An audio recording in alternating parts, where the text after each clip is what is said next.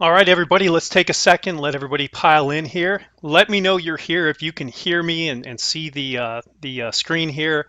Let me know just by saying what's up in the comments. You can put your name, tell me where you're from.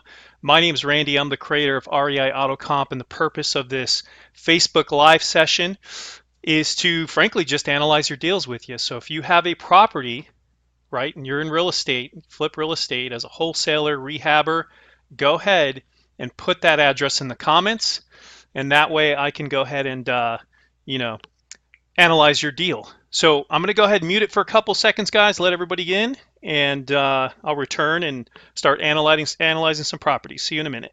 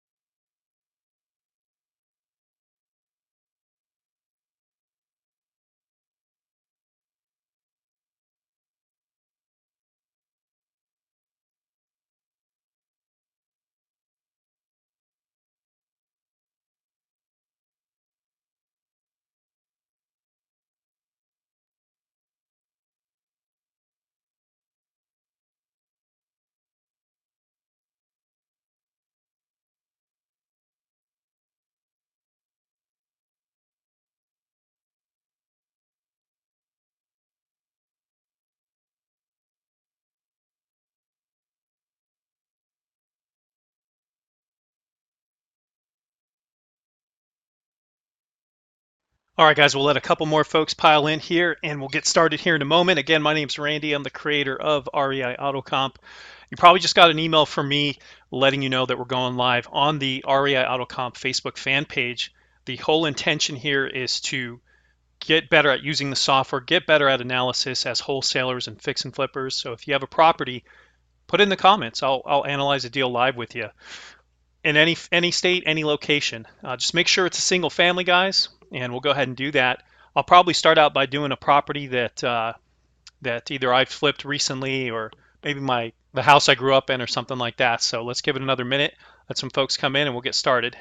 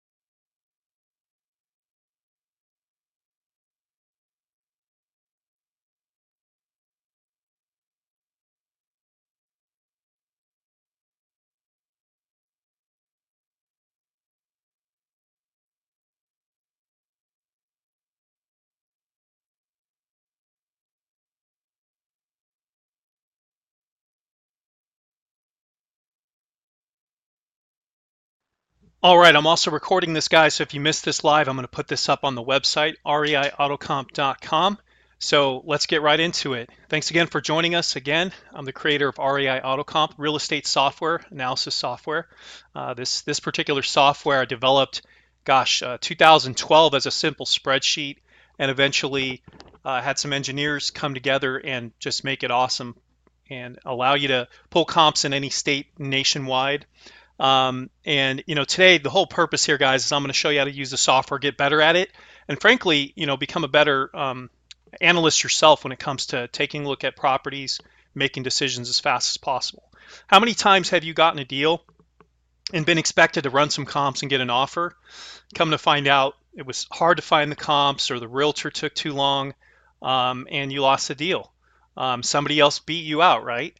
So the idea here is I'm going to actually pull through a lead that we got today and run the software and just show you guys how to use it better and all that good stuff. So let's have a look at this one here. It's 10528 East Ola Avenue.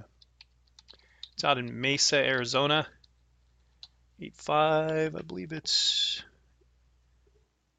85212.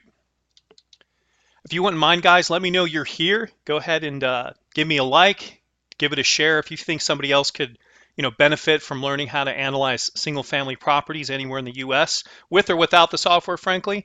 Awesome. Give it a share. Bring them on board. And if you have a property, put it in the comments. I actually have my cell phone next to me here and I can see the comments. I'll check it here in a few after I get started with this one. And, I'll be able to give you exactly what to offer on each property as you guys bring them in. This one I got from my website and ended up being a property that was actually listed. So the way I have my analysis department do this is we just simply bring in the address, click find, and it'll actually bring in the characteristics like the bedroom, bathroom, square footage.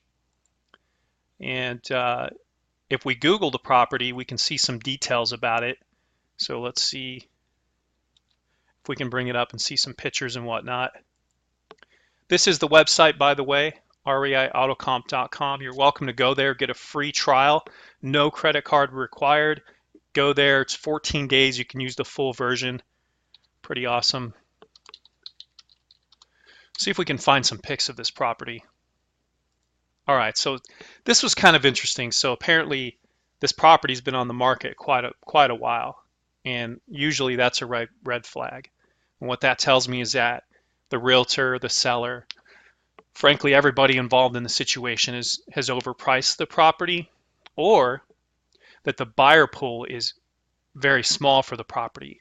Because higher price points, guys, in the real estate industry, there's going to be a smaller buyer pool for a number of reasons. Not everybody earns more than $5,000 a month as a household, perhaps, but the amount of money needed to get approved for a loan with respect to a down payment and with respect to DTIs and other things, I have a loan officer background, so I know a little bit about financing. All that's exponential on a bigger property. So it's much more difficult to find buyers as the purchase prices get larger and larger.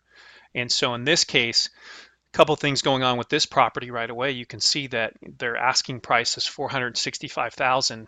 It's not quite a jumbo loan, but that buyer pool gets smaller and smaller as the property price goes up and up.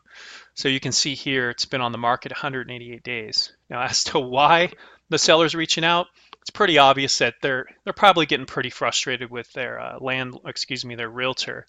And who knows, maybe the realtor didn't do a great job of pulling comps and being realistic with them. Another issue could be that many times with respect to listings, you may very well have a property that is much larger in square footage in both the home or the lot size, and it can be a little challenging for that realtor, real estate professional, to price the property properly to bring in the right type of buyer. So maybe there's 3-bedroom, 2 baths, which with much less square footage, selling at certain prices. And there's honestly not other 4-bedroom, 3 baths at the square footage, or maybe it has a larger lot. Already I can see it does have quite a big lot here at 0.33. So get a feel for the property, guys. When you get a deal in, just go ahead and take a look at the pictures. I'd say one of the most important things when you're analyzing deals is just look at the pictures. You're going to want to get an idea of the condition. So take a look at the pics, get a feel for the repairs, all that good stuff, and just go from there. So, hey, thanks for joining us, guys. I see some folks coming in. Let me know you're here. Say what's up in the chat. My name's Randy. I created a software program that allows you to analyze properties nationwide.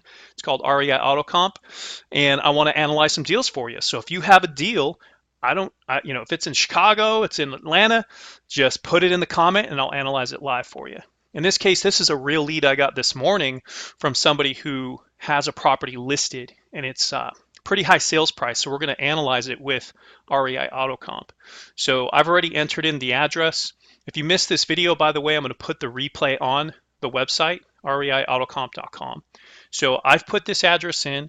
It's brought in some details about the property, and then I'm going to go ahead and bring in the comps. So I can see it's a two-story, guys, easily, and I can easily see it's got an attached two-car garage. So being that it's built in 2000, had this been a smaller square footage property, and if it was, let's say, a lower sales price, I would make some assumptions about the condition. Different from this one. Let me explain what I mean here. What I mean is that because this is a higher sales price, individuals who buy properties like this, it's either going to be professionals, individuals who make a pretty good living, pretty good income. These are professionals, and they could be anything. It'd be a doctor, attorney, lawyer, something like that, a nurse who's just been at their job a long time, typically a husband and a wife. I mean, you got to make quite a bit to afford a property like this, right? So what I'm getting at is they probably have upkept the home, especially if it's on the MLS.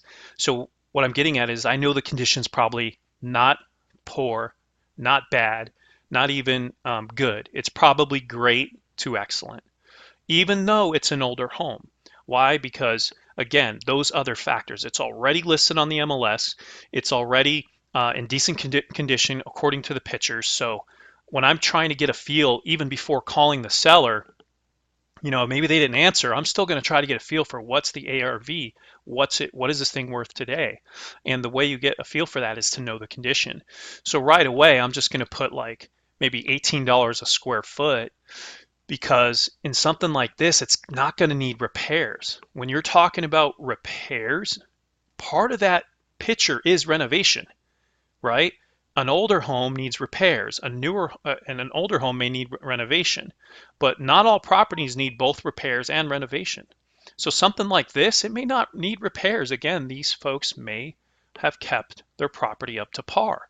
They redid the carpet every 5 to 7 years. Maybe they repainted it within the last 10 years. Maybe it has a newer roof. Those kind of things. These are individuals who usually the upkeep on the home has been up to par, and it's probably not going to need a lot of work. So you can't, in this industry, you hear that term lowball offer. You can completely avoid that if you don't come in and just assume that 70% minus repairs, minus your gigantic fee. If you get a better feel for the condition of the property, it's going to allow you to apply the right strategy and the right approach in terms of your formula so that you don't, offend the seller and, get out of my house. So I'm just going to put $18 a square foot, and I'm going to assume that most of that is a renovation. You'll notice that's quite a bit of repairs and renovation, guys, but remember, we're dealing with a 3,000 plus square foot property, okay? So all of that's exponential. Everything's exponential. The repairs, the mortgage loan, the holding costs, all of that stuff. On something like this, Phoenix market is very competitive. Maricopa County, Scottsdale, Paradise Valley, this particular property in Mesa, very competitive, especially Gilbert Chandler.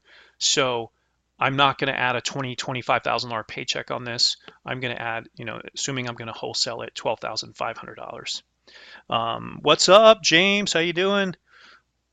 Mikey, what's good, man? I see you there. Let me answer your question. Does your software analyze deals for teardown properties and build new construction on a lot? Absolutely. Great question, Mike. So if you go to reiautocomp.com and you go back to late 2016, I actually analyzed a vacant lot. I bought it for $19,000 and I sold it for $29,000. I think it was either 27 or 29, one or the other. I made like 10 grand on it.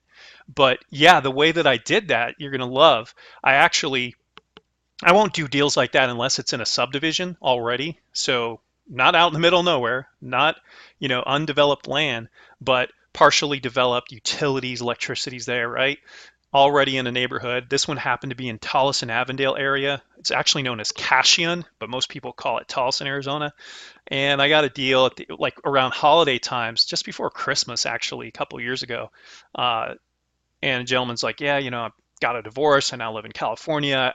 I own the property free and clear.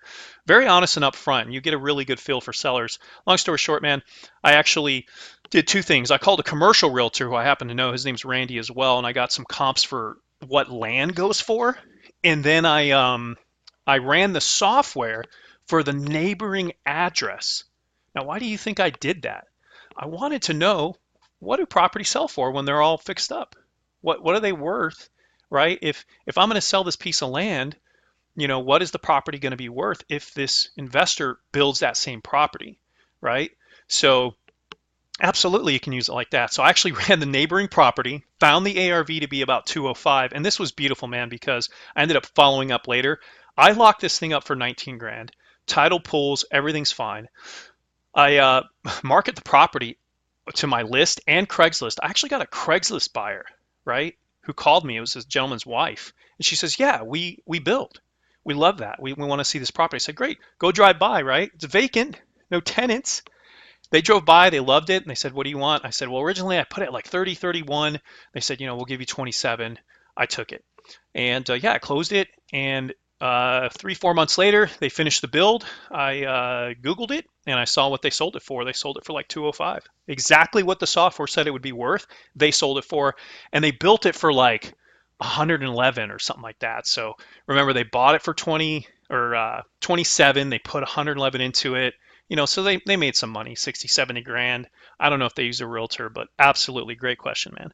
And if you guys have questions about the software and things like that, you can go to the website again, submit support tickets and things. I'd love to answer them live on the call, but I don't want to get too technical and get off on a tangent. I really want to analyze a property. So if you have a property, put it in there. I'll get around to yours, James, that 1530 West 22nd Street. Put it in there. And I'll probably just Google it and I'll get that zip code, man. So this one's a lead I got this morning. And let's see here, I put $18 a square foot. I figured I need about 58,000 to really get a good ARV on this bad boy. I have, most folks, guys, aren't going to redo their carpet every year. And most folks for a property, they're going to let some things go. The only time they really have some good upkeep on the outside is if there's a HOA. They're going to take care of that lawn. They're going to take care of that paint because they're going to get a letter from the HOA. So property like this, we're good to go. We're going to hit next. By the way, look what they bought it for. 449. Uh-oh. May of 05? Guys, what was going on in May of 05 in our country? In Scotts or here in Phoenix, here in Las Vegas. What was going on with the real estate market in Miami? And frankly, all over the place, maybe not the Midwest. It was that real estate boom, right? So these guys actually bought it during the boom and they paid probably top dollar. So right away, if I was the analyst on my team running this property, I already see two red flags. Number one, this property's already listed with a realtor. I just Googled it. I saw it on Redfin. I see the MLS number. Number two, I see they bought it during the boom. So what that tells me is they probably haven't paid down the note much. I doubt they refinanced. Maybe they did. They would have had to pay quite a bit down. Remember, one payment a year technically is going to go to your principal versus interest. So they probably don't have much equity in the property, even after 10 years, 10, 15 years. So good luck with that. So the general psychology of that seller is going to be, well, I paid $449. I'm certainly not going to sell it for what I bought it for, no matter what happened to the real estate market. You'll find a lot, guys, in this industry that sellers are in La La Land. They're in Mars. They have no idea as a reference point. And unfortunately, there's not that many great realtors who will set them straight. Many realtors play the game of just get the listing, stick it up there like spaghetti on a wall, see what sticks, right?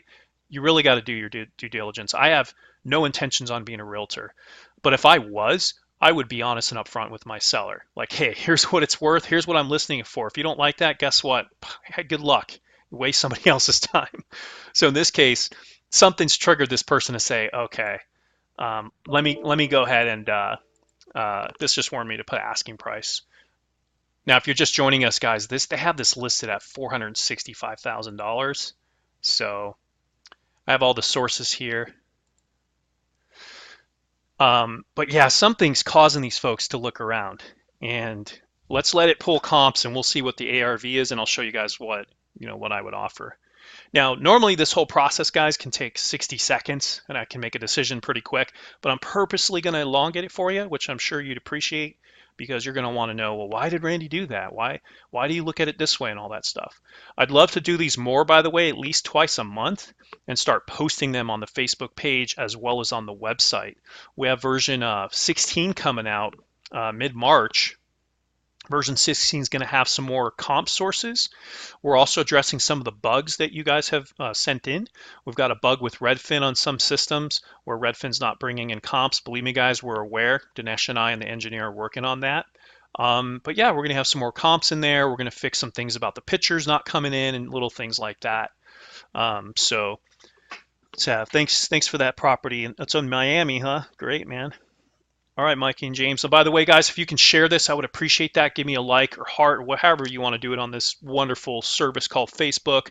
And then I'll go ahead and record this session, and we'll put it on the YouTube, and I'll share it on the website. So you can see some comps are coming in here. The Zillow API is limited to 25. ePraisal, yeah, you'll usually get 2 to 10 out of there. And then city data, probably same, about 2, 3. Many times, just some of the comps from Zillow will be in Redfin, vice versa, Redfin to Zillow. And there is a site that I recommend that I'm adding down the road, guys. Berkshire Hathaway, if you Google Berkshire Hathaway home value, they do offer comps, and many times it'll be some comps that the software doesn't already offer. So we're actually adding them in version 16, but for now, if you just take this address, go put it into Berkshire Hathaway, you've got yourself more data. More data points is a good thing. All right, so analysis is done. The first thing that I always look at, guys, is I immediately get a feel for these colors here, just so I know which one of these is the most off. What do I have to improve? Obviously, you can see the ARV is not that confident, so I'll look here and say, okay, I know I got to make some adjustments there. And then the second thing that I do is I come down to the Maxo. What's the most I can offer? Because remember, their asking price was $465. So my offer is not going to be that. If my software is telling me if I wholesale the property, that I'm only supposed to offer $275,000, then frankly, that's what I'm going to do. So I'm going to put $275,000 in here. Click out, and you'll see my profit changes to $9,000. $9,265 if I bought it for $275. Oops, actually, guys, that's $271. Sorry about that. And I sell it for $284, I'll make $13,000 as is. So that's the first thing I do, just generically. I get a feel for the scores, I get a feel for the ARV, distressed market value, and then I'll switch this Maxo and match it up, because the software right away is telling me if I wholesale, not fix and flip, buy and hold, or anything else, if I wholesale it, that I should pay no more than $271. Now let's double check our numbers here. So first things first is let's make sure repairs are in here. I'm going to click on settings, deductions. Great, my repairs are still in there. The profit I was going to make was $12,500. And in wholesaling this deal, I'm going to offer 80 cents on the dollar. Why? Because it's a competitive market out here in Maricopa County right now. Typically on a wholesale or fix and flip, I'd be at 0.70. But I definitely want to get the deal, and I don't want to scare away the seller. At higher price points, you have such larger margins, so you can offer more. It's kind of like this. Picture a $10 million deal. If you offered 0.70 on that, you have hundreds of thousands of dollars in profit. So you can afford to pay more and make a $50,000 check versus a $150,000 check with potentially the same amount of effort. Yes, it's borrowing more money, raising more private money, more holding cost, but generally you should be able to take care of all that with even offering 80 cents on the dollar on a $10 million property. Same thing happens with a $500,000 property. I can actually offer in a hotter market at a larger purchase price up to 80%. And arguably, guys, in some markets you can go 85%. You know, so to keep it simple, I'm at 80 cents on the dollar. I'm multiplying the ARV by 0.8, and I'm going to subtract out my 12 grand profit and my 58 grand repairs. We all on the same page? So ARV times 0.8 minus out the profit margin, minus out the repairs. And that's what you're getting here, this maxo here. Make sense? So there's other formulas in there, like if you did a fix and flip, you'll notice when I click that, look what happens to my maxo. I now can only offer 239 because there's more costs involved with taking down the property, holding cost, realtor's commissions, that kind of stuff. So let me switch it back to wholesale. I'm still a little iffy on this 448, so I'm going to go to values here. There's a nice navigation so you don't have to scroll and scroll. So let's click values, and let's see what the culprit is. So the problem with this property, guys, is it's the biggest one in the neighborhood. You can see we're like 900 square foot more according to the homogeny. These little dials show you that generally we have a 4.3, which is great, matches the neighborhood homogeny, but we have a much larger lot size. With the average being 8,700, ours is almost double that, right? And we also have more square footage. Your built's right on par. So here's the problem with that, is that software or no software, it's not going to, we can't magically create other 3,200 square foot homes, and we can't magically create other 14,000 square foot lots. So what we have to do is an adjustment, and you have to take it from the average to a price per square foot on at least 10 to 15% of the properties out there. Not every neighborhood is built such cookie cutter to where every property is a 3.2 and every property is a 1,500. No, builders give variance. There's families that are larger than others. Maybe the architects are bored. They want to do different layouts, all that sort of stuff. 2-story, 1-story, pool, no pool, corner lot, all that stuff, right? That's no fault of my software. That's just how it was built. And then you have the advent of neighborhood built in the 70s, 30 years of real estate or time passes, recessions, all that stuff, and then now a new builder steps in and comps are coming from old neighborhood, new neighborhood. So there's those variables too. So what I'm getting at is when you look at the settings, you'll notice that I already switched it to a price per square foot. And the reason is that nothing else is like my property. My subject property needs to borrow the square footage to really get those values. Here, I'll prove it to you. Watch this. If you go back up to summary, you see how the ARV is 448 right now? Watch what happens when I change it to the average. So I'm just going to go to offers and change it to the average ARV. Look at the difference. 418,000. Let's go down to values. So the difference between 418 to 448 is this here and this here. So what the software does for you guys automatically is it says, hey, wait a minute, even though we picked these 3 properties for the ARV, these are the highest solds in the neighborhood. These are the 3 highest solds. So they're probably the best condition.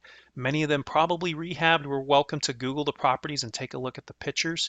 But 9 times out of 10, guys, these properties have been rehabbed or, they're in excellent condition. That's why they sold for the most, regardless of the bedroom, bathroom square footage. So what the software does is say, hey, that's not really fair. How can you say that our property is only worth 418 when our property has a 900 square foot more and it has a much larger lot? So what it does is says is, well, I can blend the additional square footage at $138 a square foot, or I can just go straight 138 times 3,200 square feet and give you guys the price per square foot value. And that's what I did, is I said, you know what? This property, this neighborhood goes for $138 a square foot on the nicer homes. There's no other properties like it. It's big. It's got a lot of square footage. I'll just go full square foot. So I need to use that 448 and not the 418. Because imagine, guys, that, look at the difference. Like, if I just use the average, I would have not offered enough to the homeowner coming in at 247. They're going to say, oh, there's that low ball offer, right? And it's little things like this that keep you in the home before they ask you to leave, right? So little things like that are going to keep you in that appointment. Little things like that, frankly, the soft pass over the phone before you send your acquisitions out to get that contract, little things like that keep you on the phone with the customer, the seller. So, and it just goes to show the neighborhood better than them. If you just come in and give 247, they're like, how'd you come up with that? I mean, my house is so much bigger. And you would have had no idea how to do that adjustment. Let the software do it. So I'm going to switch it back. If that makes sense, guys, let me know. Just give me a yes, sir, in the comments. I'm going to switch this back here to get that higher price per square foot. And you'll see it change from 418 to 448, which affects the maximum offer, which affects our, everything else. So I feel pretty good now about, I'm 80% sure that the ARV is 448. And arguably maybe even 85 or 90 because I did that adjustment. So I'm fine with that. I like to see 85% across the board, but I'm good with that 448. And that's it. That's as quick. That's how fast I'm able to make an offer, guys. I'll get to your property now in a moment here about that deal in Miami. And if I have some time, Mikey, I'll get into New York. So here's a couple other things, the software does for us is for negotiation purposes, guys. I could easily see that there's been an increase in value in just a year, right? If you can imagine a line going from here to here, that's awesome. And then the price per square foot's been on its way up, right? Now you could probably go down and clean up some things. If you come down to comps, you're welcome to delete out the 3 bedrooms or the 5 bedrooms here, even the 2. I'll show you how that's done. You just click the property, and you just frankly just hit delete. And it'll ask you if you're sure, you just hit yes. 6 bedroom, I don't need that. And look at this, guys. It's actually choosing this 6 bedroom as one of the ARVs. So remember at the beginning of the training here, I showed you that I get a good feel for this ARV and what's throwing it off. This is something we should definitely delete. Our property's not a 6 bedroom. Our property's not 4,500 square foot, but we did borrow the square footage from this property at $104 a square foot, which made up that original 138. So I'm just going to get rid of it because I'm confident that if I get rid of this and I just hit recalculate, the software will pick another property that scored a higher comp score. And that's exactly why I have these comp scores, because technically, guys, the better you can get your properties, less than the top 10, your 3 ARVs, your 3 CMVs, and your 3 DMVs, the overall better position your report is and the better your offer is. So watch this. I'll delete this property. Simple as that. I'm going to hit recalculate. It's going to choose a property over here automatically. There we go. And I'm going to go back to summary and look at that. That ARV came into something different, didn't it? 468, right? Even better. Now I can confidently offer 287 on the property. So my offer actually went up to 287. And look at my comp score, 85.28. There's nothing in the industry, guys, that does this, by the way. I created this on a simple spreadsheet. I'm sure you've heard the story. Simple spreadsheet in like 2010, 2011. I kept it internally because I started noticing that I was just doing the same calculation over and over. I was just getting comps from my realtor, running it on the spreadsheet, and I would just dream of a day where somebody would just make a software to do it. And eventually I got tired. My personality type, I want it done, man. I get it done. So I hired an engineer. I said, this is how far I took the sheet. I want it to do this, and boom, boom, there we go. Now I've invested close to $5,000 or $6,000 into the software now, and I sell it for $9 a month right now. I think it is for a subscription. No more lifetime benefits as we're past that now. So if you know somebody who can benefit from this, guys, again, like and share it. Give me some hearts. Let me know. I'll go next to your property. So let's see here, the Miami deal. Welcome to Miami. Yeah, James, I love that. I know it makes sense. Isn't it crazy? As people watch this too, I coach too, guys. I have another coaching student starting in April, and we're going to be investing in Texas. And I spent like an hour with him. He actually came on board with the REI Autocomp, and he was, I'm a real straightforward person, guys. I'm originally from Chicago, South Chicago, if anything. And I wasn't expecting for him to even ask me, but he's like, yeah, man, if you do coaching, I got some capital. I want to buy some rentals. I'm like, well, it's not really my forte, but I know how to do the the BRRRR strategy and all that. Um, but I spent like an hour with him on the phone, and you can really hear things sink in, guys. Like the way I picture it, if I could, maybe I should bring up a little whiteboard.com, but everything has to be full circle. When you have your ARV minus whatever formula you're using for your rentals, whatever formula you're using for your fix and flips, whatever formula you're using for your wholesale, that should always be compared to another number. And that number is this over here, the DMV. So you want to make sure that your actual offer is always less than the distressed market value. Because what that tells you is that you're purchasing your property at much, much less than even the cheapest properties in the neighborhood. Like you got your 252 here, your 280, and your 285. Now remember, the software is adjusting for price per square foot. So take a look how interesting this is. If we just look at the averages, the average 264 of this 4.2, of this 3.2 and 3.3 here, shoot, we could even use this 4.2. Somebody paid 280, right? Somebody paid 260 and 252. And what are we offering? 287. That number was never even involved with the DMV. Those two are not related. It's just I use the DMV as a threshold. So DMV, by the way, stands for distressed market value. It doesn't exist in real estate. I coined it. I don't know if it'll ever take off, but I started using the DMV, right, distressed market value, as a threshold, so that after I did my calculation, I'd go, okay, what are other investors paying? And I would double check it against, other investors. And every time I run a property, I'm always well underneath it, or I'll be at par if it's like a really hot market, or my property that I'm going to buy is in great condition already, no repairs. Then my actual offer is higher than DMV. That's okay. That just means other investors bought pieces of garbage, and my property's a rental or whatever. So absolutely, I hear you, James, when you say full circle.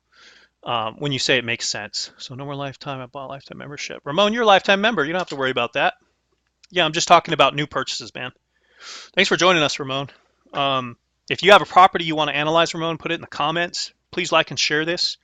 And I'll go ahead and post this on REIAutocomp.com for those of us who couldn't join live. I know it's a little late in the evening, guys, but this is where I make all my magic happen. So I work late each night. So it's not a problem to have one property selected as ARV or CMV. How do you mean, James? It's not a problem to have one property selected as ARV and CMV. Do you mean in the settings option?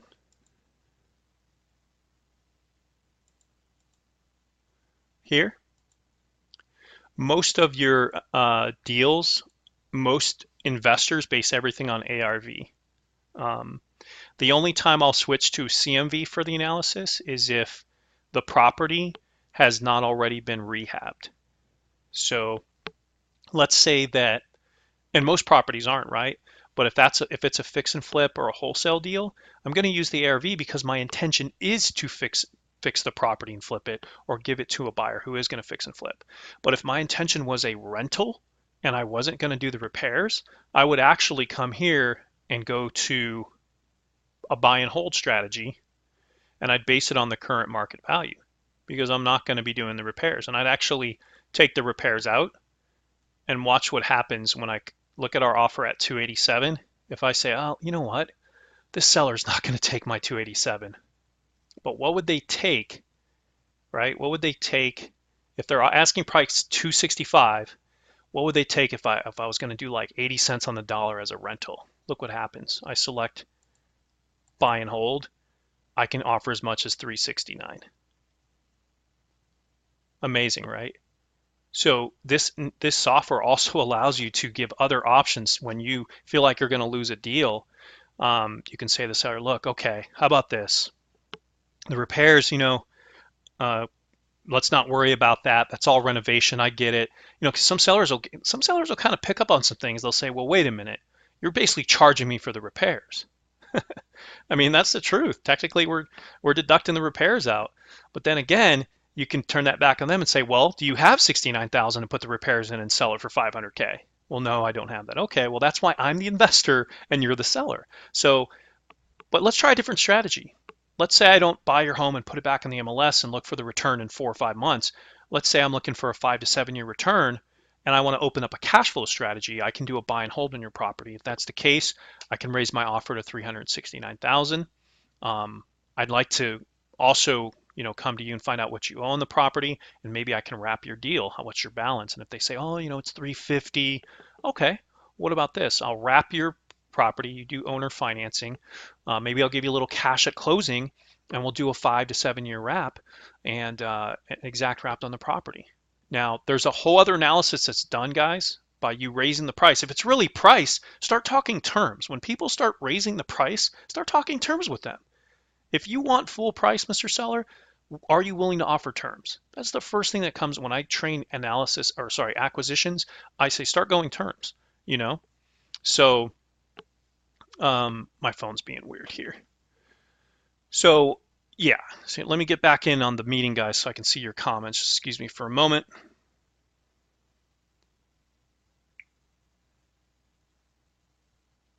But yeah, great question. And I'll analyze your property here in a second. See if I can't get back into REI Autocomp. So I don't want to show you guys the live Facebook page because you'll just see mirror, different screens and screens. So I'm trying to keep this going on my cell phone so that I can kind of interact with you guys and see some comments.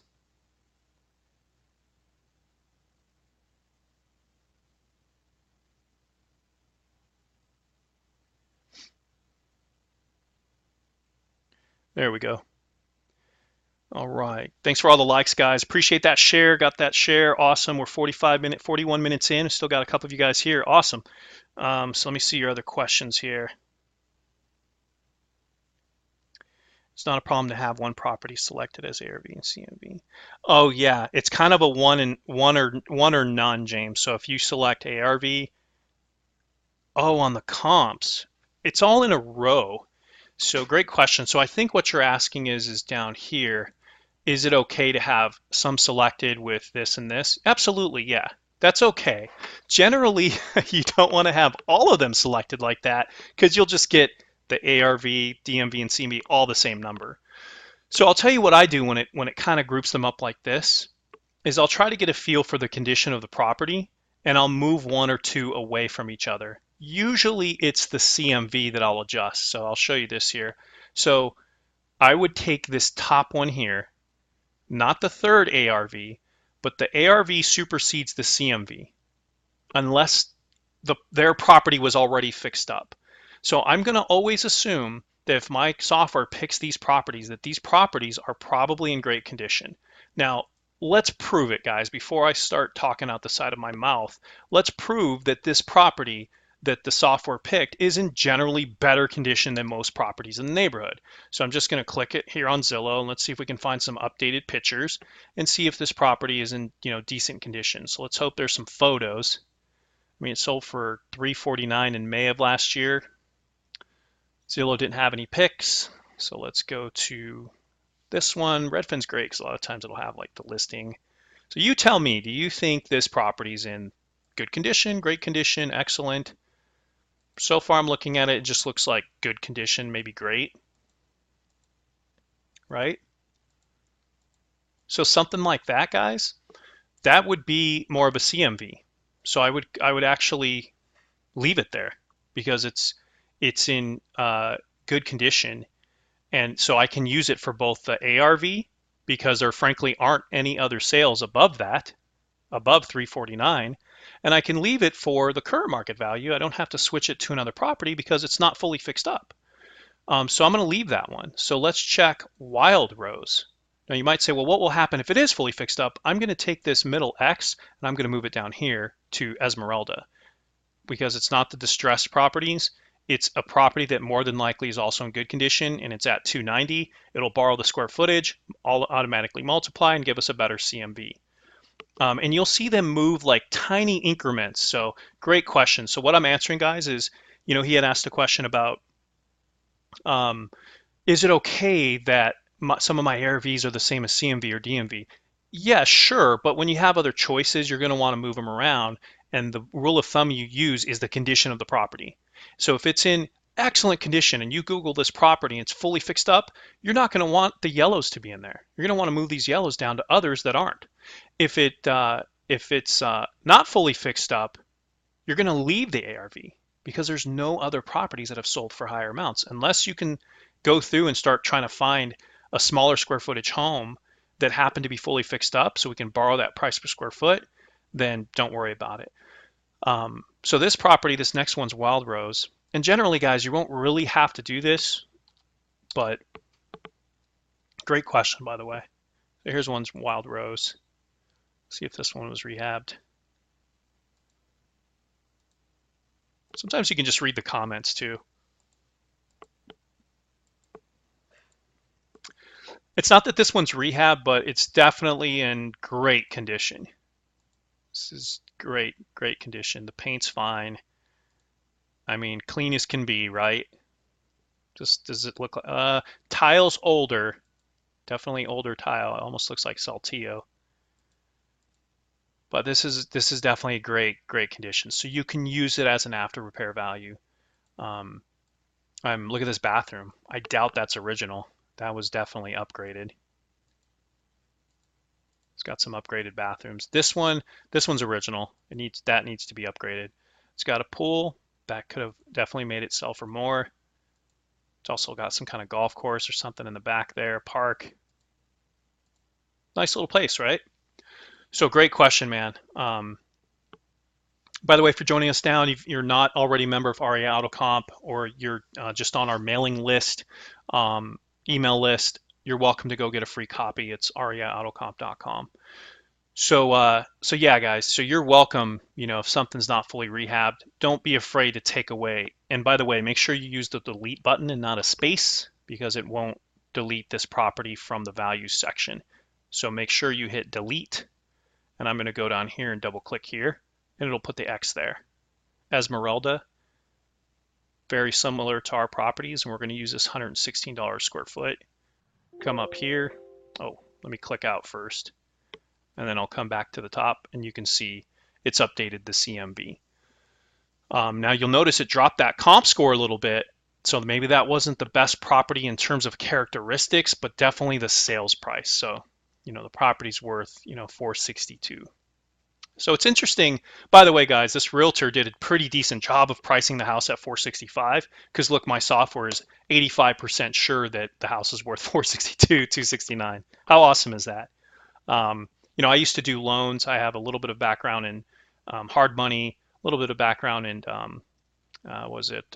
Alt-A paper, that kind of stuff, and even subprime mortgage loans. So I did that back in '07.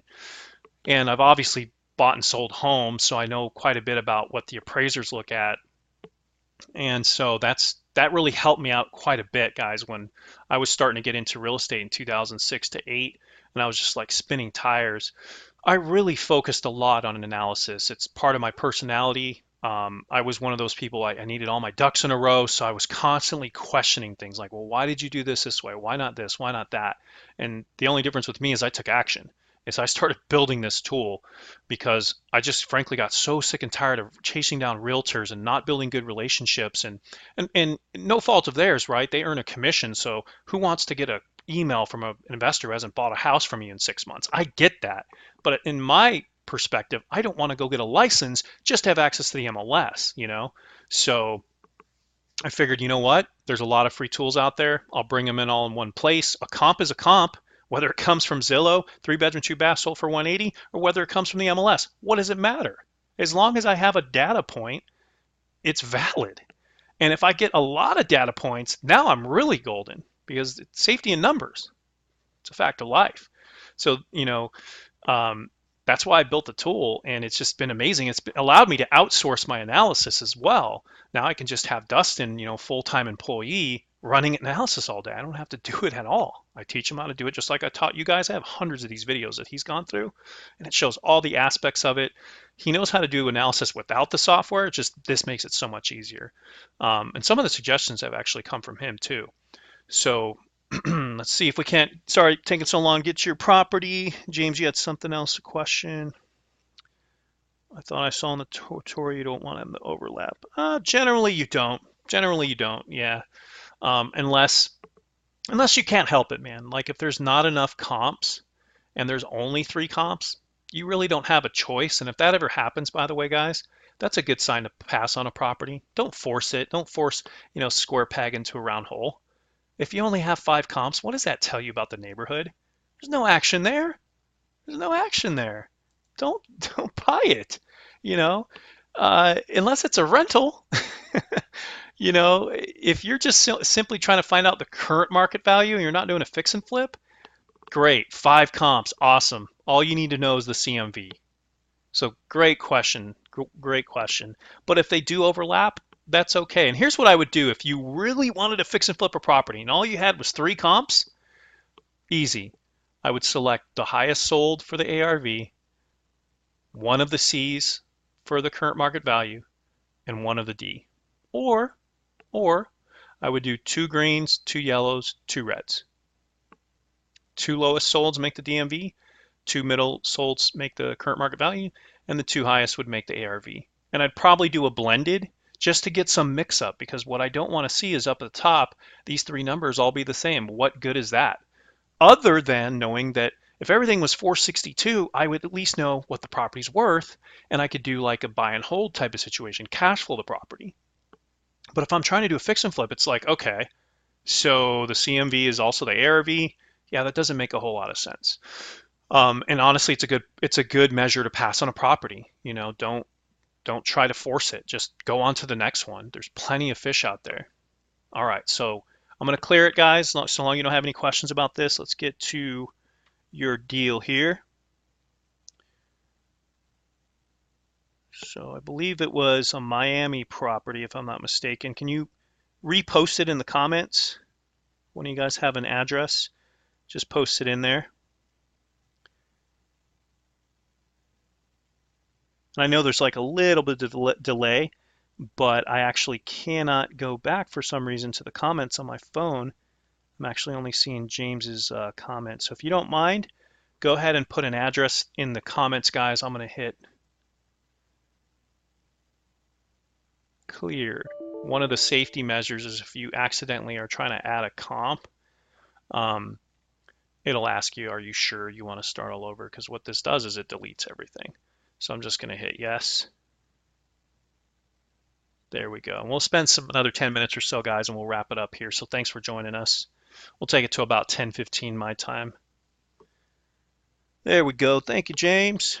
Miami. Welcome to Miami, sir. Bienvenidos. I like it like that. Miami. Florida. Oh, it's Miami Beach. I wonder if that matters. Why does that look funny? Zip code. Thanks, Mikey. I'll get to you in a second. Let's try to speed these up too. That way I don't bore you guys. $1.6 million. Holy mackerel. What's that zip, sir? 33140. Does that look right? 33410. There it is, 33140. All right, let's see if we can get that API to work. It's a 4.3, 2,500 square foot, 1938. Ooh, that's an older home. What's the condition? What do you think before I Google it? Has it been rehabbed? They bought it for 1.9 million 2 years ago. It better be nice. I doubt that's one of the rule of thumbs that I use is even though it's an older home, if somebody's bought it recently, that means it passed an inspection, guys. Simple as that. You can get so much information from the tiniest thing. Listen to that statement again. I can see they bought it in July of 2015. I already know that the condition's great to good. I also know it's great to excellent. And I also know that it's a higher sales price. So I bet, and you correct me if I'm wrong, James, I bet you it's immaculate, With a 1938 build, if anything, renovation, modernize it. which could be costly, right? Move a wall, open up some floors, or excuse me, some walls, get some lighting in, make it modernized. And how do you make those decisions? You just drive around the neighborhood, Google the nice properties, and find out what other people did. Find a property that was rehabbed. Simple as that. So let's put in that asking price 160,000.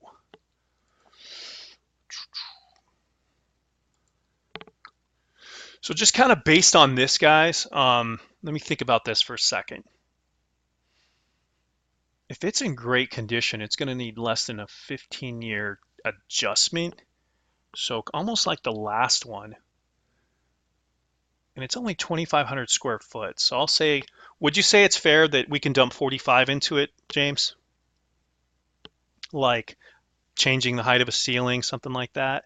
Needs to get into minimum most likely. So it definitely needs some modernization is what you're saying, 150K. Okay. So that's definitely going to be a whole lot more, probably $50 to $60 a square foot. Okay, so $60 a square foot. The profit I'd like to see on a deal like this, guys, is I'd like to make 10%. I'd like to make, $160,000. That'd be nice. What are you thinking, James? You want to rehab it or do you want to wholesale it?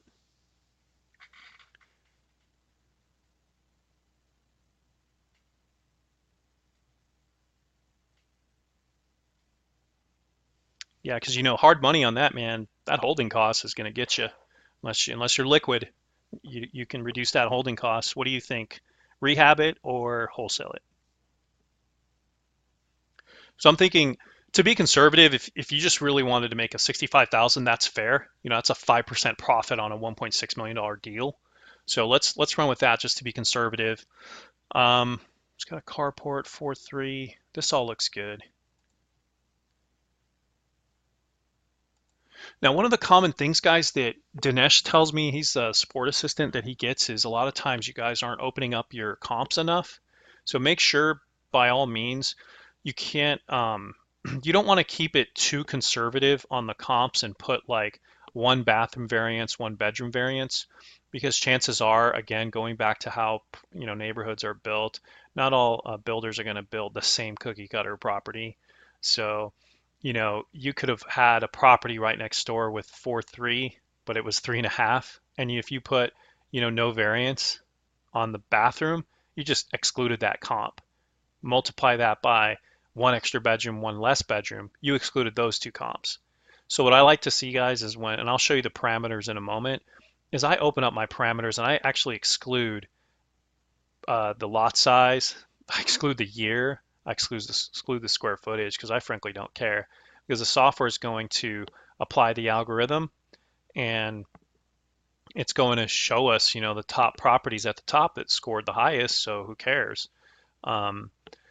So yeah, so open it up and I'll show you the parameters that I have. I think we have a screenshot too on reiautocomp.com that you could easily just go look at, and you can just copy it. And that way you're not sending Dinesh sport tickets when all he does is he runs the address against his, and if he gets comps, he usually just responds to the user and say, oh, open up your parameters. That's it, no problem. That Redfin bug, yeah, we'll have that fixed in version 16. Redfin has changed their page like 5 times in the last year, so it's costing us a lot to fix it. So we're just waiting for them to settle. It seems like they've had this last setup for almost 5 months, so we're going to go ahead and update it in version 16. So Redfin comps will start coming in again.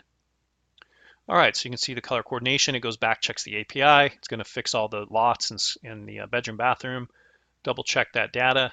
You're welcome, by the way, if it leaves some empty spaces, you can go from there. So yeah, man, the property's worth $1 million easily, obviously. Full rehab, but you could drop 50K, call it a day. Yeah, wholesale it. All right, sir. Well, you can make 65 grand on this bad boy. Let's see what that offer is going to be and see if we can't get the DMV right.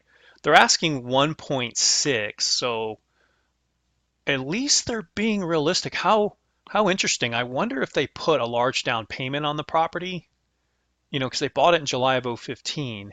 How is it that they have the equity to sell it for 1.6? Dude, is this a short sale? This ain't a short sale, is it? I'm just saying, James, like, do you know what they owe on the property? Like, or is it listed? How'd you get this deal? Let me know in the comments. I'll check in a second. Let me go ahead and make some adjustments here. So again, guys, I looked at the ARV, huge problem. I'm only 67% confident. I don't like that. Right now it's telling me to offer 770,000 in order for me to make, paycheck. Let's let the screen update. It's actually taking forever. There we go.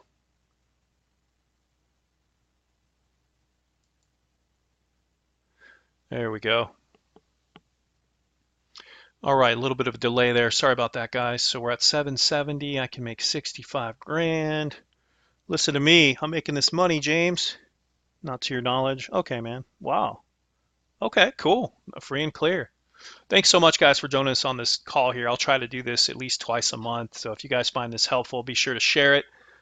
Share it on the page after it's done. If you're too shy to do it live, just share it after it's done.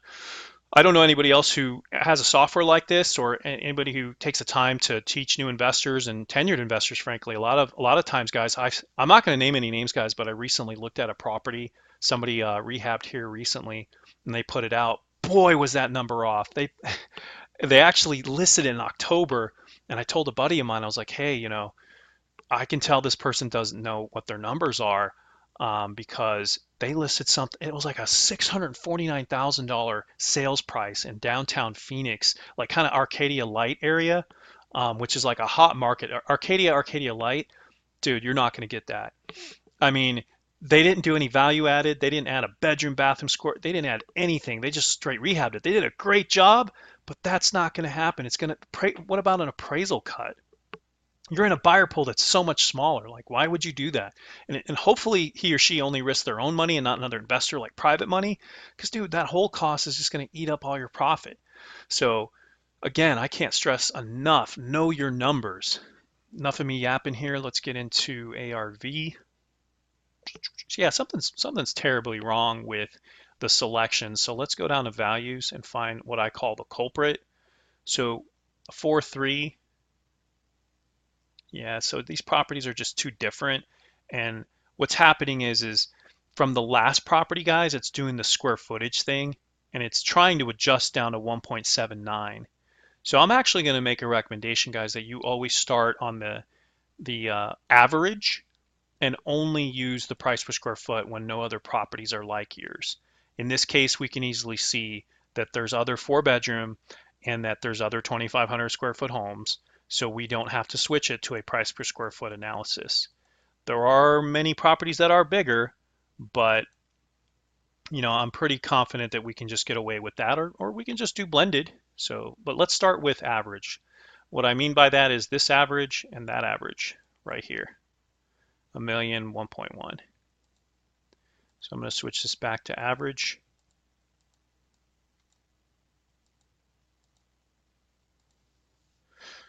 I don't know the Miami market, so I'll start it at 0.75 for fix and flip, and that for buy and hold, I'll say at least 20% equity.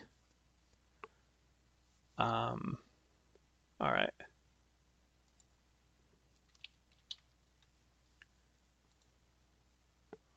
All right, so let's go back up to the top. All right, so it says ARV $2.6 million. Current market 1.1 million. They're asking 1.6. So apparently the value is between here and here in terms of the condition. And we're wanting to offer $843,000. It's changed, guys, because I went to the average. But I don't like this purple. So we either got to delete or replace. So I'm going to go down to values. I can see that it's comparing it to properties that are much, much larger. I'm okay with that as long as we don't have alternatives. So for example, a great alternative here might very well be to get rid of this Bay Road, which only scored a 60. It's a quarter out. It's a 7-bedroom, 4,200. Yeah, that's not fair. Now the lot's similar year, but you're talking $638 a square foot.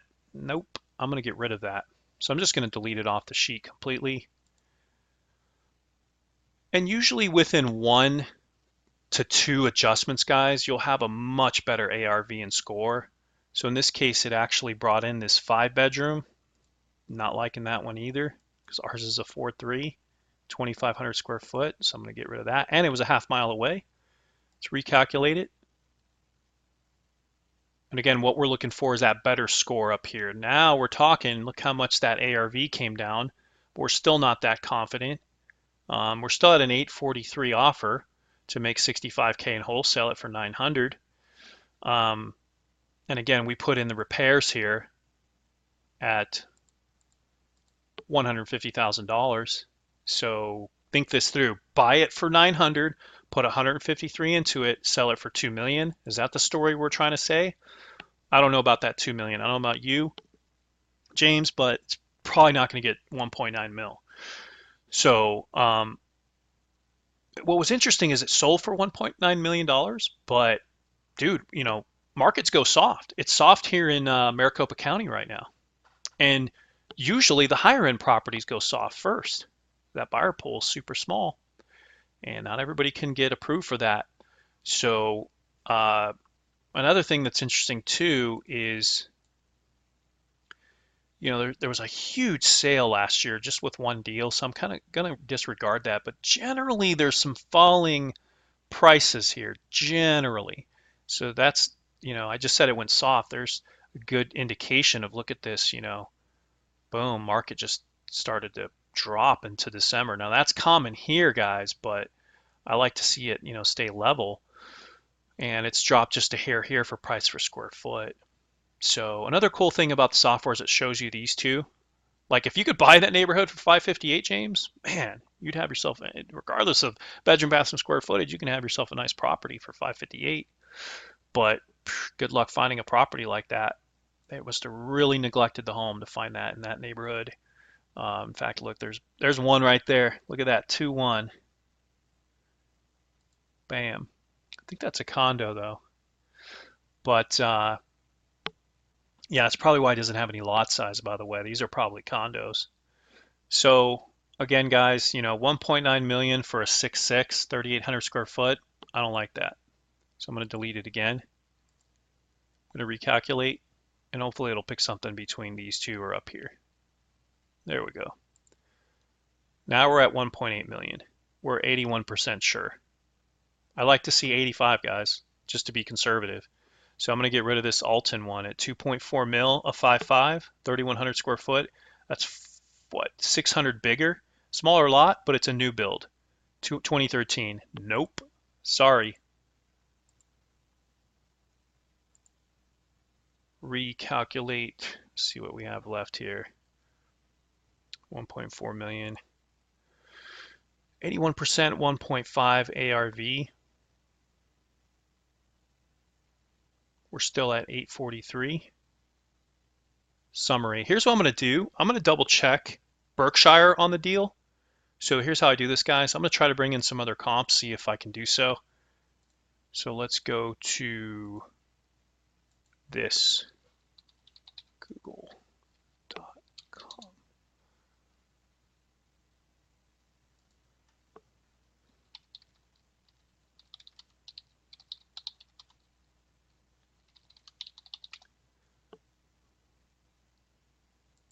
There we go, mates. What up, Raymond? Let us know you're here. Give us a like, give us a share. Just analyzing properties. Let's see if this one will bring some comps in. Now you may have to get rid of some spaces when you paste, and it'll bring it up like this.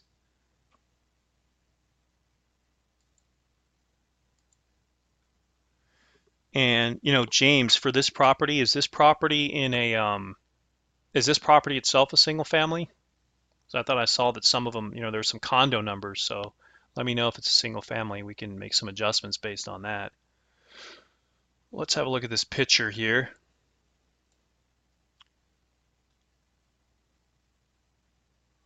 By the way, guys, look, check this out. 1.8 mil, 1.6, 2.2. Look at the variance. Collateral Analytics is a competitor of ours, but great software, kind of pricey, but it lacks the features that REI Autocomp does, so I never invested in it. Zillow 1.6 to 2.1. These guys, public data is usually pretty conservative, but I like that 1.6. Let's get down here, see if we can find any comps. All right, so we have some comps here, guys, that would definitely be valuable to what we're trying to do. So I'm going to go ahead and add them in. I'll show you how easy it is. You just copy it, go here, hit add comp, paste it on in. It's also in Miami Beach. And all you got to do is just type the zip code in. I'm just going to assume it's the same, 33140. If it doesn't, it won't work. But look how fast that was. It brought in all that information. You just hit add row. Simple.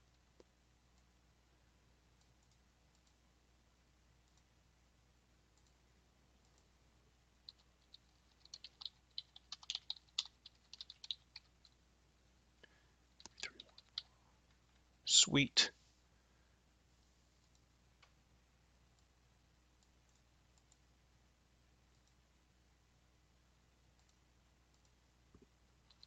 When we're done, we'll go ahead and recalculate and we'll see what we get. Make sure there's no duplicates too. That's why I don't check, by the way, guys. I don't look to see if there's already dupes. I'll just put it in there and click the duplicate button.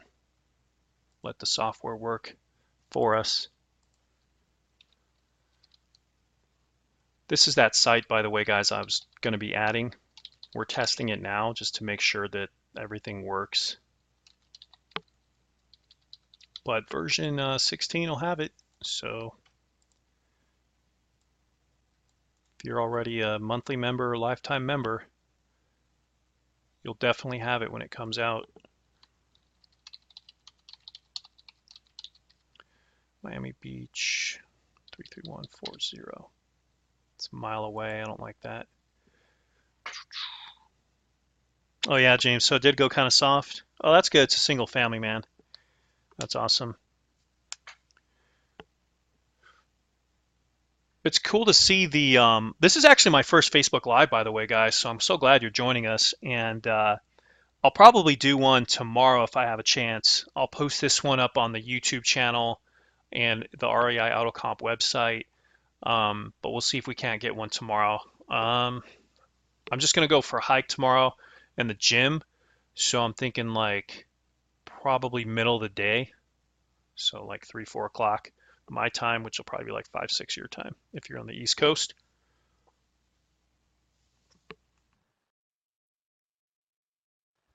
So I'm pretty sure we just added that property. Let's go ahead and add this one.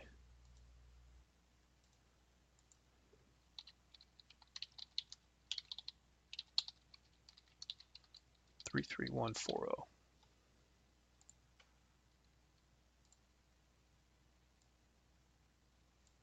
A lot of this prairie properties.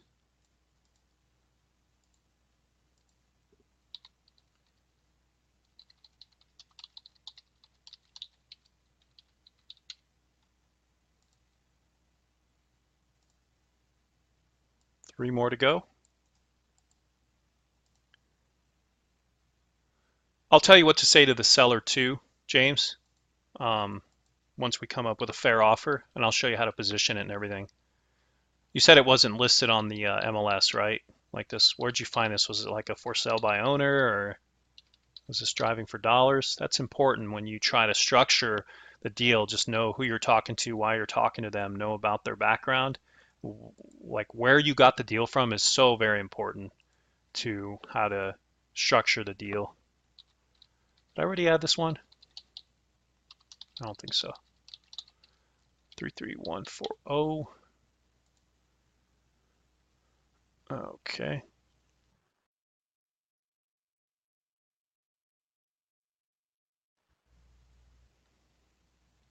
One more.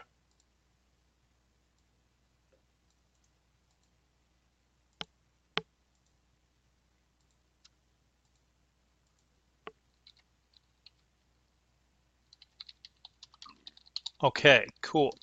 So the last one, 33140, add row. So where we're sitting right now is 79.28, 2.5 million. offering 843. We've added in, these new comps here. Let it do its thing. If this ever blinks on your end, guys, when you're using the software, that's okay. It's doing some calculations in its modules. Don't be afraid to just let it do its thing. I'm gonna hit recalculate just to make sure everything gets taken in. Then I'm gonna double check the duplicates. Let's go down here, comps. All right, looks good. So that one looks promising. It's just kind of farther away, James, that 8.5. It's within a mile, man, but I like to have my properties close. Now, what's interesting, James, tell me why this is. We can overview like a bird's eye view of the property, but look how close this condo units are. Like, is this right next door to these units? I don't know if you've driven it, but look how close these are. These are closer than these single families, man.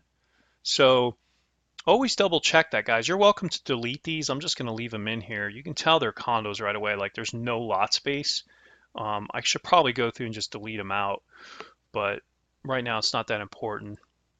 Alton sold for $1.1 million. So check this out, James. So right away, if you can see our purchase price of 843, there's a couple things you can do to clean it up. Like right now, let's adjust the ARV and make sure that it's legitimate before we worry about making an offer. And some of these are pretty far away, like these miles here. So I'm going to go ahead and delete those. I'm not going to compare our property to those. So I'm going to delete that. This 1.8 million. This right here. This bad boy. And see what we got from here. Now, guys, our property is a 4.3 that James provided, 2,500 square foot, decent sized lot, built in 1938. He says it needs anywhere from 50 to 150,000 in repairs, so we're good to go. Yeah, that Berkshire is awesome, James. You're welcome to go there, add those in. Seller called me off a Bandit sign. He said he needed it sold yesterday, LOL. Owned free and clear. Zillow says off market, but Redfin shows it's listed. Verified it's listed with seller, but they see more. They what? But they're willing to take it off the market to sell. Cool. Great point, James. By the way, guys, if you see a property that's listed just like the one I had this morning, I actually called the seller and sent them a text message myself. I was actually doing a training video.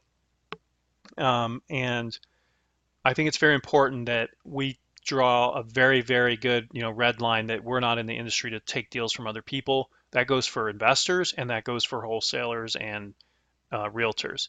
Don't do it. I've never done it. I've kept my name clean in the industry. Don't do it. Don't get in the habit of taking other people's Bandit signs, doing stuff like that. It's a no-no, man. You're going to get caught. You're going to get blacklisted on your buyer's list, that kind of stuff. Same with realtors. Don't be in the industry and take deals from realtors. If you feel the realtor didn't do a good job, you can express that to a seller and let them know, hey, when you decide to end the relationship with the realtor, send me proof of cancellation of their contract so I can see if it was exclusive, non-exclusive, and I know that you've cut ties with the realtor. Then I'll talk to you about an offer. And by no means do not send them an offer, an email or mail, or go on an appointment if you know it's listed, unless you have full intention on working with the realtor and frankly, having them get paid. So let's just be clear about that. Great point, James. Drove the property, they're right behind the home. Yeah, that condo's right behind there. I figured it was. So guys, we're just going to clean up this ARV. Let's go to values area and see why this isn't working so good. These are so much bigger, right? They're so much bigger than our property. This is kind of the issue that we had earlier, guys, where my subject property was, much, much bigger and there weren't many other properties like it.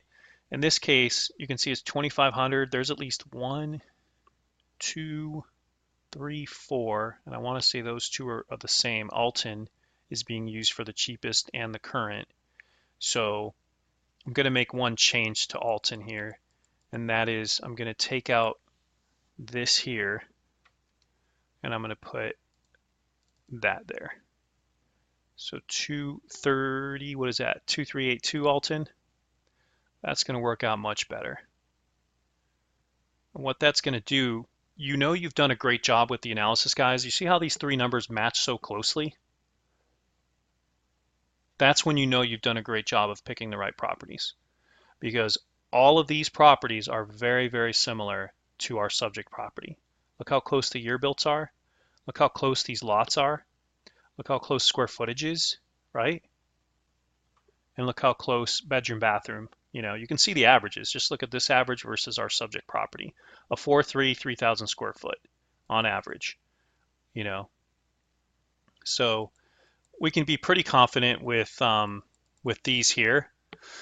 Now we're going price per square foot, guys. I'm going to change it to blended because I want to be in the middle.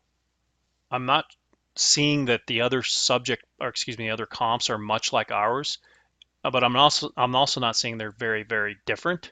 So I'm going to go blended on all the offers that I decide to make, whether I'm a fix and flip or buy and hold.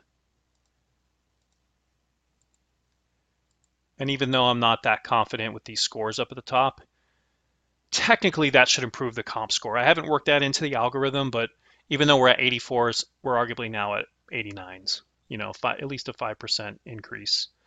So look at that, guys. I figured it would come up. James, your offer should be at least $923,000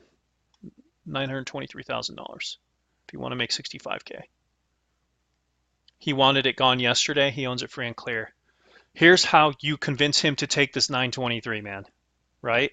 Now, if you want, dude, you can back off. If you want a super conservative, it doesn't need repairs, it just needs renovation, you could back off either the repairs and get a contractor out there and put repairs at 65 or 50,000 like you said.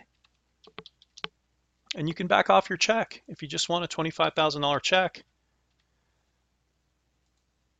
Now look at your offer, right? I think I added a 0. Give me a second here. $25,000 check. There we go. Look at that, man. Imagine going to that seller and saying, I can offer you $1.4 million. Doesn't that, guys, this goes back to what I said earlier in the training. Feel free to rewind it. I told you that in order to get yeses on the phone with your soft pass, you don't lowball people. And when you don't do this type of analysis on each deal and feel confident with what your ARV is, what it's worth today, and what the threshold is, then they're going to take it as a lowball. So right here, you can easily tell them, hey, look, I don't know what the repairs are and renovation is. I'm going by what you say. I trust you, Mr. Seller. Good to go. So thing is, I may very well show up and, you know, it does need a lot of renovation.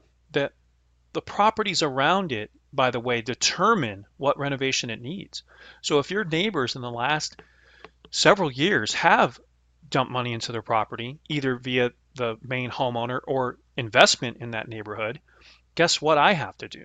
In order for me to maximize my dollar, I need to do that. Now, if you're not, and I'll always put it on the seller, like, hey, Mr. Seller, Mrs. Seller, if you're not willing to invest 50 to 150,000 to make sure your property's worth 1.9 million, right? Then I can't help you unless you want to sell to me and let me do it. So, you know, what is it? And most people aren't willing to do that. Most people, that's why they didn't use the realtor, guys, because the realtor, a good one, would be honest and say, you need to go ahead and, you know, upgrade the home. This tile is from, you know, 1998. Your bathrooms look like they're from 1998. You know, right now, guys, that's 20 years ago, right? 20 years ago. This roof may need to be replaced soon. It's, you know, roofs last, you know, 25, 30, 35 years, depending on the material. So it's those kind of things, guys. And luckily, this home probably doesn't need big ticket items. It obviously is livable. It's not like he has a tenant in there. If it's owner occupied, he's kept it looking good. So yeah, this is how you sell it to him, James. Just, hey, look, my offer is $1.4 million. I'd love to offer you 1.6. Here's the thing. This is the two ways, guys, that you can definitely get that seller to say yes. You know, Mr. Seller, if you sold it for 1.6 million, which is your offer price, your sales price that you want, and you sold it to a, with a realtor, assuming, maybe concessions, maybe not, assuming that you got lucky and there wasn't, looky-loos running through your home with unqualified buyers, because realtors, they're going to put you together, put the deal together, and their buyer may not be able to get approved for a loan, let alone a $1.6 million loan. And let's assume you get lucky and there's not an appraisal cut, right? Because the appraiser, you know, especially during that real estate boom when you bought at full price, remember how crazy they were? They were just, using any comps they could to get the deal done. They're in the back pockets of loan officers, right? There's a lot of regulation changes, Mr. Seller. So yeah, you're going to net, perhaps 90% of this number of 1.6 million. 6% in seller commissions, 2% potential concessions to help get the deal done.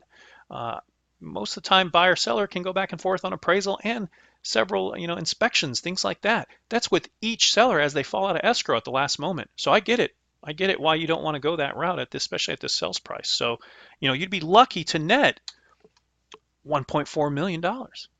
What I'm telling you is I'd like to go ahead and do that now. So rather than go through this process of 6 to 9 months, how about we take care of this now? So that's the first way you can close them doing this, guys.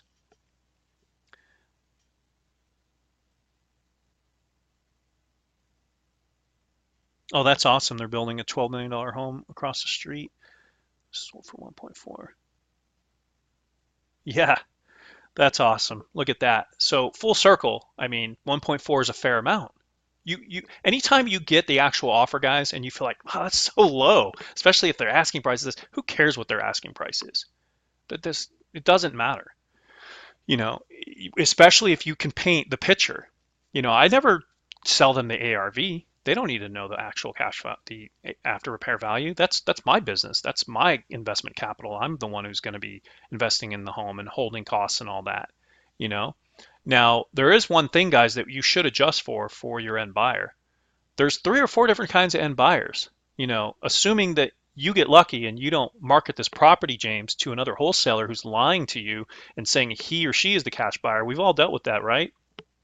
Let's assume you get lucky and you actually find a cash buyer and you've did your due diligence and you underwrote them and got them to give you proof of funds and all that sort of stuff. Maybe a how do you say, a settlement statement from their last investment, or you looked up the county records and found their uh, deed from a purchase. In other words, they're legitimate. You get lucky. Maybe it's even an investor you've worked with and you're all trusting them. What about holding costs? What about holding costs? Are they going to use are they liquid and they're coming in and closing so that they're not too concerned with that $6,000 a month payment or $3,500 a month payment? Or are they coming in with 70, 80% hard money? And what is 70 cents of this amount? They have to get a loan, for 70% of $1.4 million, just times 0.7. They need to get a loan for $1 million at 12% or 9% times 0.12. That payment is $12,000. Not $1,200, $12,000 a month. And what's the days on market in that neighborhood? Right? Do this for your buyer to make it cookie cutter, butter. Do it for the buyer. They're going to get hard money. They probably aren't liquid. They probably don't have $2 million in the bank to cover both the acquisition costs and the holding cost and the repairs. They're doing some kind of creative financing. Maybe it's private money. Maybe it's hard money with a combination of private money and JV partners and all this. Figure it out.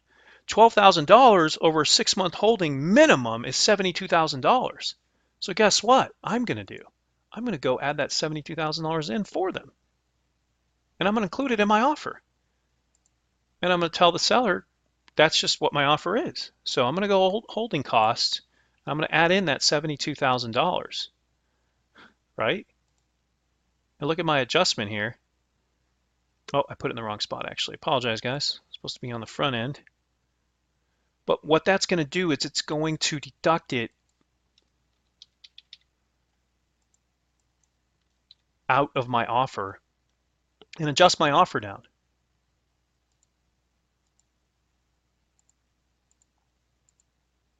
Let's go up here. And let's include it in my wholesale cost.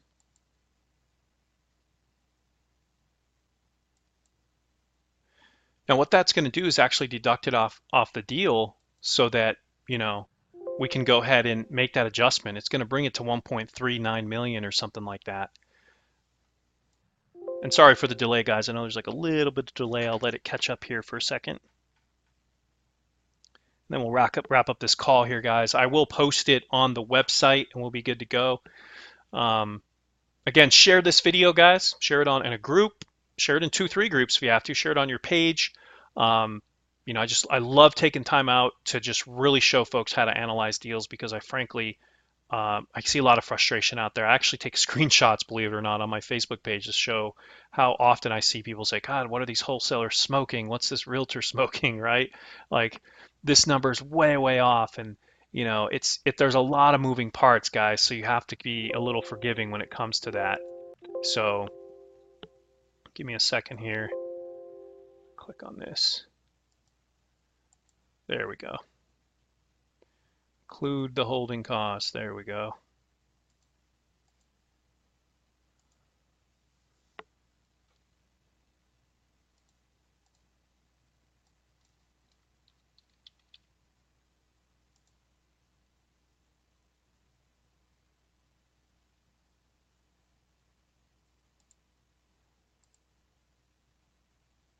Now what's interesting, guys, is blended value, profit margin, fix and flip. There we go.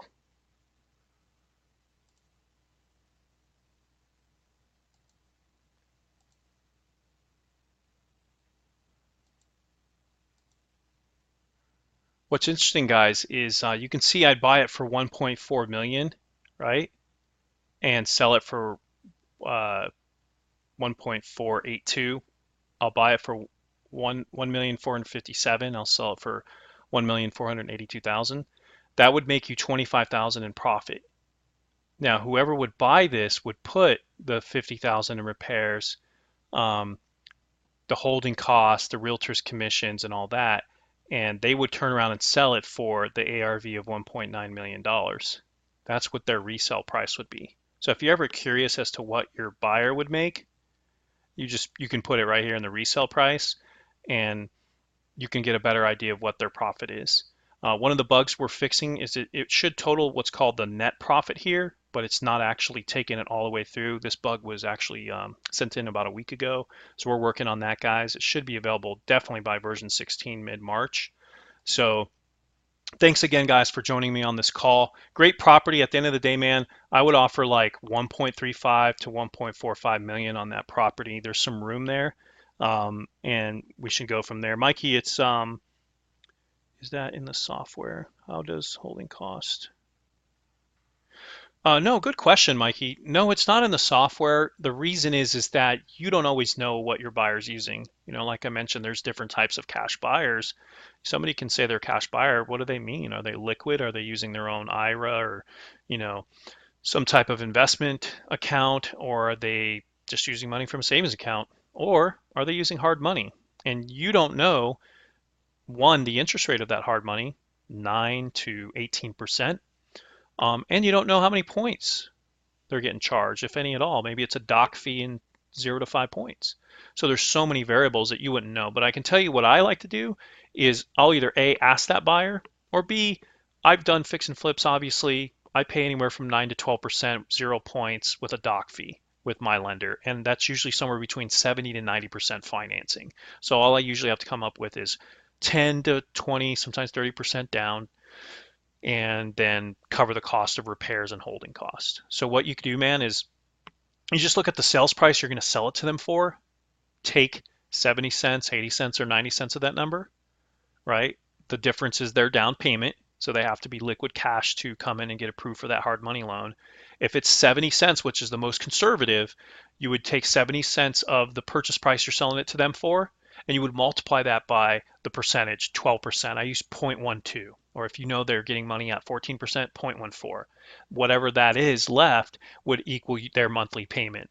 Then if you know the days on market in that neighborhood, you have an idea of how long their rehab project and holding costs, holding length of time is going to be, you obviously take that $2,000 a month payment, multiply it by however many months the property is going to be on the market for.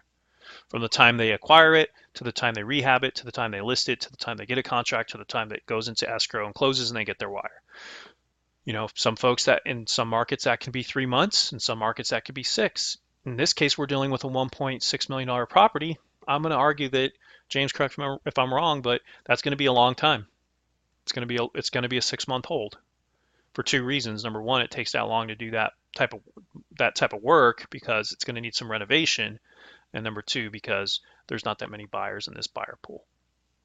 So it's going to take a while. So it's going to cost them 70 grand in holding cost on a property like this, unless somehow that buyer is really liquid, and they might very well be. They might have private money with a much lower payment, which opens up their return.